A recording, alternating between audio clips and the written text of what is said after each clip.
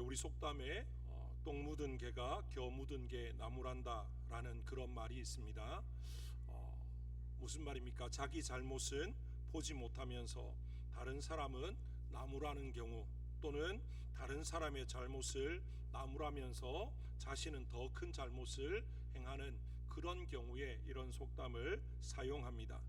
너무나 뻔뻔하고 볼썽사나운 모습을 가리키는 이 속담이 계속 우리의 삶 가운데 회자되어지고 또 이렇게 말해지는 이유는 우리가 살아가는 이 시대에 정말 그런 어리석음을 행하는 사람들이 끊이지 않고 계속 우리 주변에 있다라는 것을 보여주는 그런 이제 반증이다라고 말할 수가 있을 것입니다. 오늘 본문에 등장하는 북이스라엘의 첫 번째 왕이었던 이 여로보암 역시 그런 어리석음을 범했던 대표적인 그런 사람이라고 할 수 있습니다. 이 어리석은 이 여로보암의 모습을 거울 삼아서 우리의 모습을 한번 돌아보고 우리는 여로보암처럼 정말 하나님 앞에서 어리석음으로 살아가는 것이 아니라 하나님의 기대에 또 하나님의 마음에 합한 삶으로 살아들여서 하나님을 영화롭게 하고 또 하나님 주시는 또 복과 은혜를 받아 누리는 저와 여러분 되시기를 주님의 이름으로 축복합니다. 먼저 여로보암이 어떤 사람인지 우리가 함께 살펴보면요, 열왕기상 11장 35절에서 38절에 보시면 이런 말씀이 있습니다. 내가 그의 아들의 손에서 나라를 빼앗아 그 10지파를 내게 줄 것이요 그의 아들에게는 내가 한 지파를 주어서 내가 거기에 내 이름을 두고자 하여 택한 성읍 예루살렘에서 내 종 다윗이 항상 내 앞에 등불을 가지고 있게 하리라. 내가 너를 취하리니 너는 내 마음에 원하는 대로 다스려 이스라엘 위에 왕이 되되 내가 만일 내가 명령한 모든 일에 순종하고 내 길로 행하며 내 눈에 합당한 일을 하며 내 종 다윗의 행함같이 내 율례와 명령을 지키면 내가 너와 함께 있어 내가 다윗을 위하여 세운 것 같이 너를 위하여 견고한 집을 세우고 이스라엘을 내게 주리라. 하나님께서 이제 르호보암의 일로 인해서 솔로몬이 범죄했고, 그런데 솔로몬이 범죄했지만 하나님이 그 아버지 다윗 때문에 솔로몬 시대에는 나라를 둘로 나뉘지 않게 하시겠다 약속하셨습니다. 그리고 이제 솔로몬의 아들인 르호보암이 왕이 올라서 이제 왕으로서 나라를 다스릴 때 많은 사람들이 와서 르호보암에게 간청합니다. 뭘 간청합니까? 솔로몬 시대에 수많은 건물들을 세우지 않습니까? 성전도 또 왕궁도 여러 건축물들을 세우면서 온 나라가 너무 힘들었습니다. 세금도 많이 내고 노역도 많이 하고, 그래서 그 모든 것들을 좀 줄여달라라고 했을 때 르호보암이 어떻게 합니까? 이제 두 곳에 묻습니다. 한 곳은 그 아버지 때부터 이제 함께 정치를 하고 했던 원로들에게 물었습니다. 원로들에게 물으니까 뭐라고 이야기합니까? 백성들의 간청을 들어주십시오. 그래야 그들이 계속해서 왕을 섬길 것입니다 라고 조언합니다. 그런데 르호보암이 거기에만 묻고 끝난 게 아니라 자기와 함께 자란 이제 어릴 때부터 살아왔던 이제 젊은이들에게 묻습니다. 그랬더니만 그들이 뭐라고 이야기합니까? 솔로몬보다 더 강력한 힘을 가지고 백성들을 눌러야 된다라고 이야기합니다. 이제 그랬더니만 이제 3일 후에 이제 다시 와서 이제 이야기할 때 르호보암이 뭐라고 이야기합니까? 백성들의 간청을 완전히 완강하게 거절합니다. 그랬더니만 어떻게 됩니까? 나라가 남북으로 나뉘어지죠. 이제 그 전에 하나님께서 오늘 본문에 나오는 이 선지자를 통해서 여로보암에게 이제 앞으로 되어질 일들을 말씀하시면서 이제 다윗의 집에 허락하셨던 그 나라 가운데 10지파를 떼어내어서 여로보암에게 주겠다라고 말씀하시는 거죠. 그 내용이 조금 전에 읽어드렸던 열왕기상 11장 35절에서 38절의 말씀입니다. 선지자 아히야가 여로보암에게 하나님의 말씀을 대언했던 그런 내용인데, 그 내용의 핵심은 무엇입니까? 하나님이 나라를 떼어서 너에게 주고 너로 왕을 삼으시는데 어떻게 하라는 겁니까? 내 종 다윗처럼 행하라는 거죠. 그러면 어떻게 된다는 것입니까? 견고한 집을 세우고 이스라엘 가운데 그 집이 계속 세워질 수 있게 하시겠다라고 말씀을 하셨던 것입니다. 다시 말하면 여로보암은 하나님께서 이제 부르셔서 택하셔서 이스라엘의 12지파 가운데 10지파를 주어 왕으로 삼으신 사람이 바로 여로보암이었다라는 것이죠. 그런데 11장에서 그렇게 하나님 말씀하시고 이제 조금 전에 말씀드렸던 그 내용이 이제 12장을 지나면서 이제 일어나게 되어지고, 그래서 그 하나님이 아히야 선지자를 통해서 하셨던 그 말씀이 이제 이루어져서 이제 남북으로 나라가 나뉘어지고, 그래서 남유다는 그대로 르호보암 다윗의 이제 손자죠. 솔로몬의 아들인 르호보암이 왕으로서 다스리고, 북이스라엘은 여로보암이 왕이 되어서 다스리게 되어지는 거죠. 이제 거기에서 나오는 사람이 바로 여로보암입니다. 그런데 오늘 본문에 보면 이 여로보암의 집에 문제가 생겼습니다. 어떤 문제입니까? 오늘 말씀해 보니까 14장 1절에 그때의 여로보암의 아들 아비야가 병들었다, 그렇게 지금 말하고 있습니다. 여로보암의 아들 아비야가 심한 아주 중병에 들었습니다. 그러자 여로보암이 어떻게 합니까? 자신의 아내를 선지자 아히야에게로 보내기로 결심을 합니다. 이 아히야는 조금 전에 말씀드렸던 것처럼 하나님의 말씀을 대언해서 자기가 이스라엘의 왕이 될 것을 알려주었던 그런 선지자입니다. 이 북이스라엘의 왕인 여로보암이 자신의 신하도 아니고 아내를 직접 선지자에게 보낸 것을 보면 이것은 아무에게도 알리고 싶지 않은 그런 이제 부분일 수도 있고요. 또 아이의 병이 굉장히 심각했다라는 것들을 짐작할 수 있게 하는 그런 부분입니다. 그런데 여로보암이 자기 아내를 보낼 때 그냥 떳떳하게 다 알게끔 보낸 게 아니고 어떻게 보냅니까?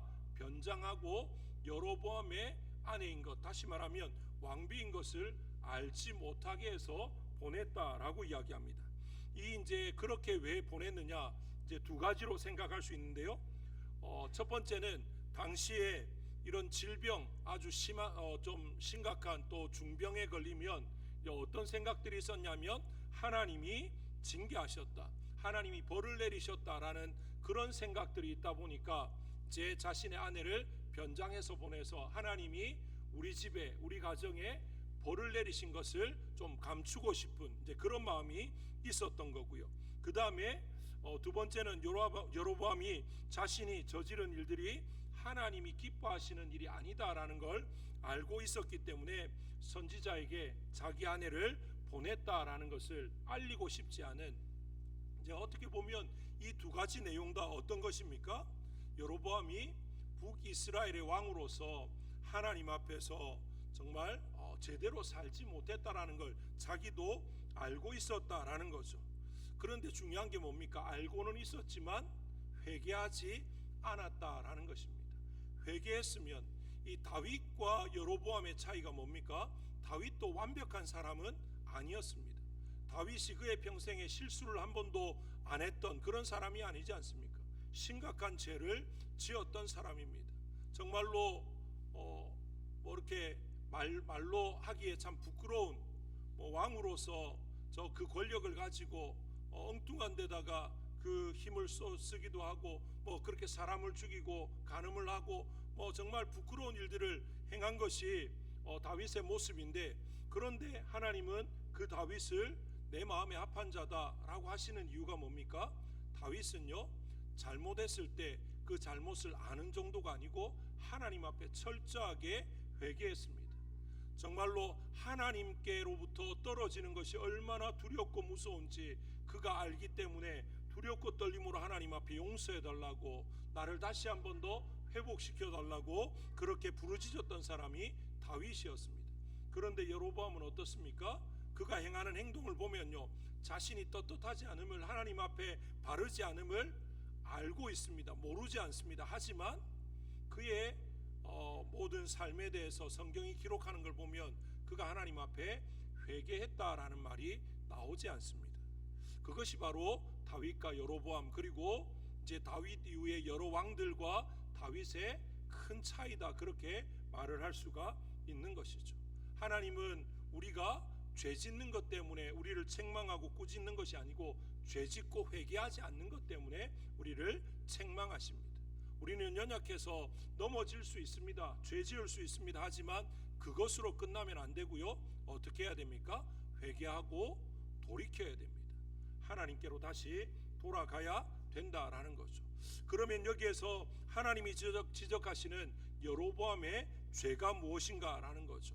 오늘 읽었던 7절부터 9절 말씀에 보시면, 가서 여로보암에게 말하라. 이스라엘의 하나님 여호와의 말씀이 내가 너를 백성 중에서 들어 내 백성 이스라엘의 주권자가 되게 하고 나라를 다윗의 집에서 찢어내어 내게 주었거늘 너는 내 종 다윗이 내 명령을 지켜 전심으로 나를 따르며 나 보기에 정직한 일만 행하였음과 같지 아니하고 내 이전 사람들보다도 더 악을 행하고 가서 너를 위하여 다른 신을 만들며 우상을 부어 만들어 나를 노엽게 하고 나를 내 등 뒤에 버렸도다. 그렇게 말씀합니다.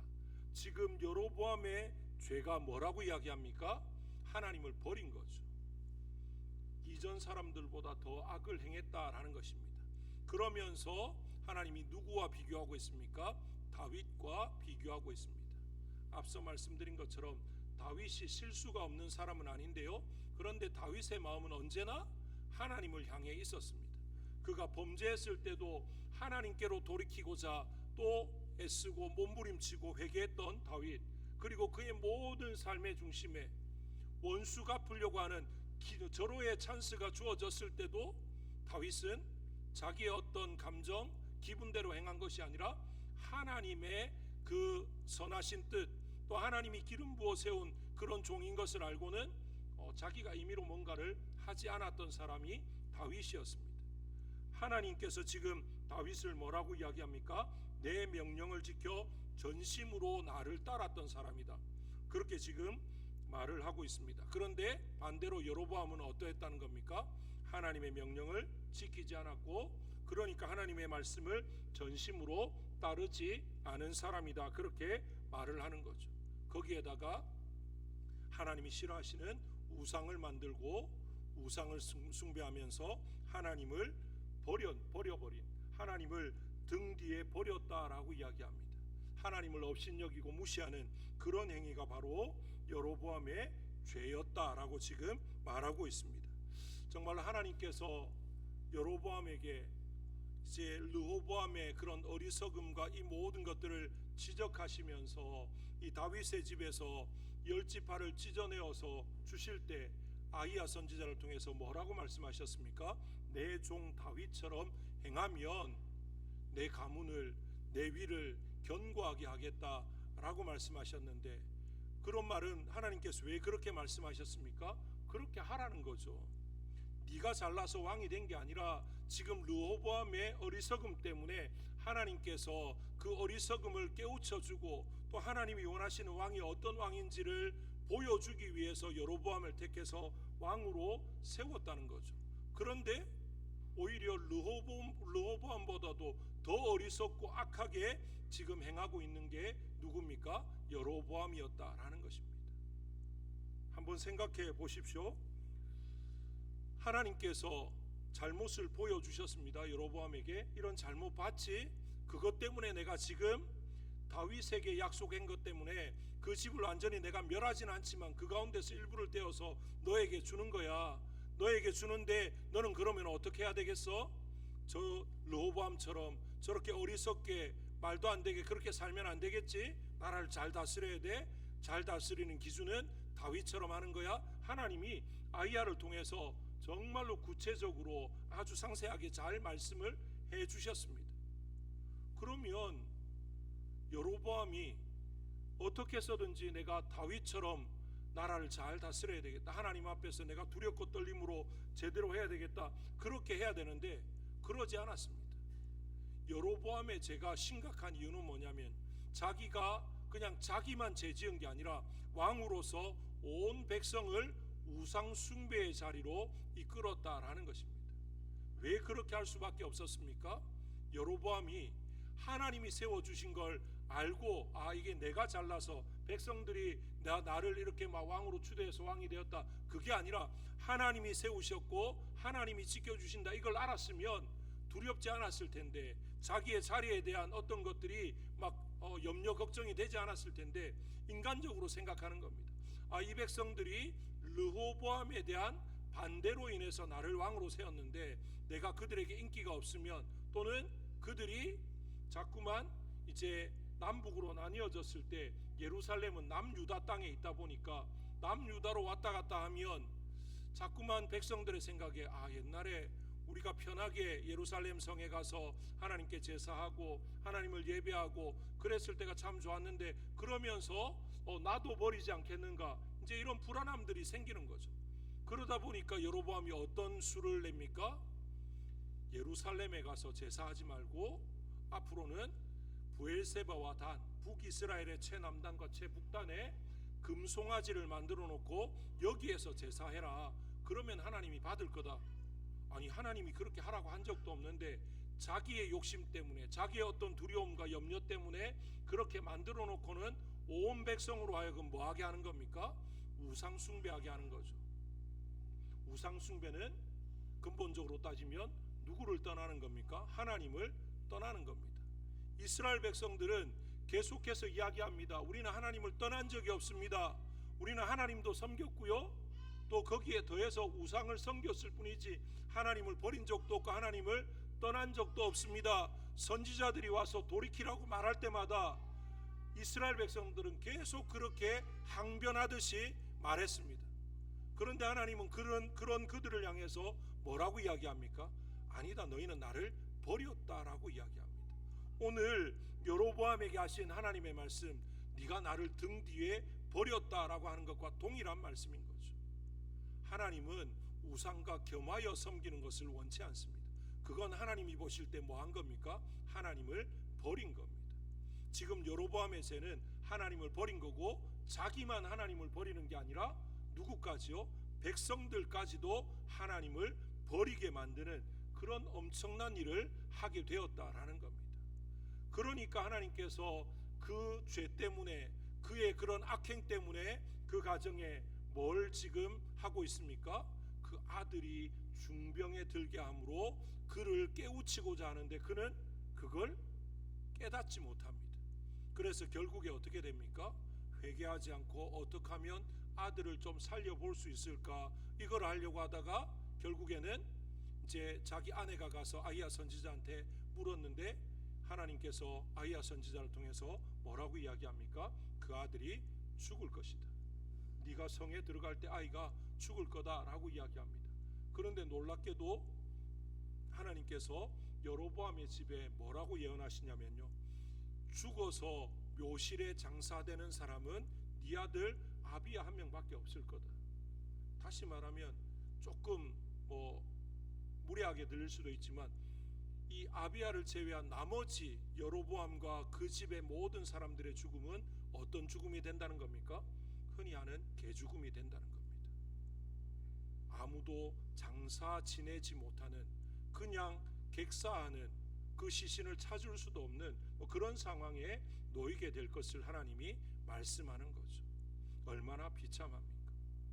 하나님의 말씀을 듣고 하나님의 말씀대로 다윗이 행했던 것처럼 하나님께 전적으로 순종하면서 진실되게 행했으면 그 왕조가, 여로보암의 왕조도 계속되어졌을 텐데, 여로보암이 죽고 난 이후에 그 여로보암의 왕조라고 말할 것도 없죠. 여로보암이 그냥 왕위에서 끝나고 나니까 다른 왕이 여로보암과는 전혀 상관없는 그 가족이나 형제나 자녀나 누가 아니고요, 다른 사람이 왕이 되어지지 않습니까? 그런데 놀랍게도요, 다윗 한 사람이 하나님의 말씀에 순종하고 전심으로 하나님을 섬기니까 어떻게 됩니까? 남유다는 다윗 왕조가 계속 이어집니다. 중간중간 악한 왕도 있습니다. 정말 하나님의 말씀에 불순종한 왕도 있습니다. 그런데 다윗 한 사람이 하나님 앞에 바로 서서 하나님 마음에 합하게 세워지니까 그의 왕조가 하나님의 약속대로 끊어지지 않았다라는 것을 이 성경이 우리에게 보여주고 있지 않습니까? 오늘 여로보암의 모습을 통해서 우리의 모습을 한번 돌아볼 수 있기를 원합니다. 하나님께서 우리를 택하신 이유는요, 우리가 잘나서 택하신 것이 아닙니다. 우리가 세상 다른 사람들과 비교해서 좀 선하고 좀 뭔가 가능성이 있고 뭔가 나아서 우리를 택하신 것이 아니다라는 거죠. 그렇다면 하나님이 우리를 택하셨을 때 우리는 그 하나님 앞에서 어떻게 살아가야 되겠습니까? 여로보암을 택하셔서 하나님이 기대하셨던 것처럼 그 하나님의 기대에 부응하는 삶을 살아가야 되는 거죠.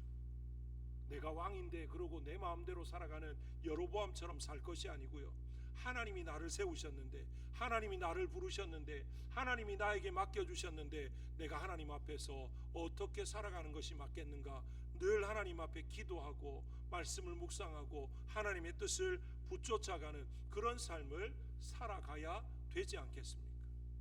우리 자신들 한번 돌아볼 수 있기를 원합니다. 오늘 여로보암은 실패의 어떤 모델과도 같은 사람입니다. 우리는 어떤 삶을 살아가고 있습니까? 실패의 모델과 같은 여로보암과 같은 삶을 살아갑니까? 아니면 성공의 모델과 같은 다윗과 같은 삶을 살아갑니까? 여로보암은 오고 오는 세대 가운데 정말로 불명예스러운 이름으로 계속 거론되어집니다. 보시면요, 북이스라엘이든 남유다든 악한 왕을 이야기할 때는 여로보암의 길로 행했다라고 계속 이야기합니다. 여로보암 그러면 하나님이 정말로 징계하고 버려버린 대명사가 된 사람이 여로보암이죠. 그리고 하나님을 버린 자, 하나님을 대적했던 자, 우상 숭배의 대명사, 그렇게 말할 수가 있는 것입니다. 우리의 삶이 어떠해야 되겠습니까? 오고 오는 세대 가운데 또 하나님의 기억 속에 내 마음에 합한 자, 내 말에 전심으로 순종하고 따랐던 자, 그렇게 기억되어야 되지 않겠습니까? 여로보암처럼 너는 나를 등 뒤로 버린 자, 우상 숭배한 자, 너뿐만 아니라 온 나라가 범죄하게 만든 자, 내 가정을 망쳐버린 자, 그렇게 되면 얼마나 불명예스럽고, 불명예를 떠나서 이건 그냥 비참함 그 자체이지 않습니까? 우리의 삶을 한번 돌아보았으면 좋겠습니다. 지난 한 해의 삶을 통해서 우리는 하나님 앞에 과연 어떻게 세워졌는지, 그리고 우리를 통해서 우리 가정이 어떻게 서갔는지, 그리고 우리 교회에 우리가 어떤 영향력을 끼쳤는지 우리 자신들을 한번 돌아보고, 오늘 여로보암의 이 잘못된 모습을 통해서 우리 자신 가운데 혹시나 여로보암 같은 그런 어리석고 미련하고 잘못된 모습이 있다면 이 한 해가 가기 전에 하나님 앞에 회개할 수 있기를 원합니다. 우리의 힘으로 되지 않기에 성령 하나님께서 우리를 강하게 붙들어 달라고, 그래서 우리로 하나님의 말씀에 전심으로 순종하면서 다윗처럼 살아갈 수 있도록 힘과 능력을 달라고 기도하고, 하나님이 우리의 죄를 생각나게 하시면 그냥 그 죄에 대해서 인식하고만 있는 것이 아니라 정말로 목숨이 끊어질 듯이 하나님 앞에 간절히 회개하고 돌이키는 그런 마음들이, 그런 삶의 모습이 저와 여러분 가운데 있기를 원합니다. 그래야만 여로보암처럼 어리석은 길로, 죄악된 길로 가지 않는 겁니다. 그 길에서 멈춰서서 돌이키고 다윗처럼 하나님이 원하시는 길, 하나님이 기뻐하시는 길로 가게 될 줄로 믿습니다. 저와 여러분 모두가 오늘 이 여로보암의 이 예를 통해서 이 여로보암처럼 이 어리석은 길, 죄악된 길, 하나님께 불순종하는 길, 정말로 하나님께 버림받는 길로 가는 그런 인생이 아니라 다윗처럼 실수하지만, 연약하지만, 넘어지지만 회개하고 돌이켜서 하나님이 기뻐하시는 자로, 하나님이 세우시고 하나님이 인정하시는 자로 세워지는 우리 모든 성도님들, 또 우리 모든 믿음의 가정, 또 우리 교회가 될 수 있기를 주님의 이름으로 축복합니다. 이 시간 우리 합심해서 한번